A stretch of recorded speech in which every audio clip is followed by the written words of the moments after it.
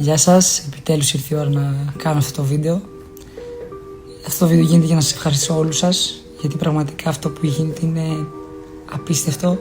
Σε όσους έχω απαντήσει, σε όσους δεν έχω προλάβει να απαντήσω, γίνεται χαμός στα τηλέφωνα, στους γονείς μου, στα αδέρφια μου, να μου στέλνουν εμένα μηνύματα, όχι απλά άπειρα όλοι. Από Ελλάδα, από εξωτερικό, είναι πανέμορφο αυτό που έχω βιώσει πραγματικά τις τελευταίες μέρες. Μου έχετε δώσει πάρα πολύ δύναμη, γι' αυτό χαμογελάω τόσο πολύ. Μου έχετε δώσει πάρα πολύ αγάπη.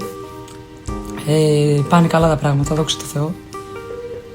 Εκτιμάω τα πάντα, πραγματικά μόνο που κάνετε το σταυρό σας για μένα είναι το ύψιστο που μπορούσατε να κάνετε αυτή τη στιγμή για μένα. Πραγματικά τα λόγια είναι λίγα, περισσεύουνε. Ευχαριστώ τον καθένα ξεχωριστά. Και ένα τεράστιο ευχαριστώ στον Μάνο τον Μαλιαρό.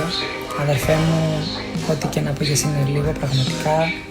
Αυτό που μας ενώνει από εδώ και πέρα δεν μπορεί να το αλλάξει κανένας, είναι τόσο δυνατό. Και θα είναι και μια ζωή. Πλέον είσαι οικογένεια.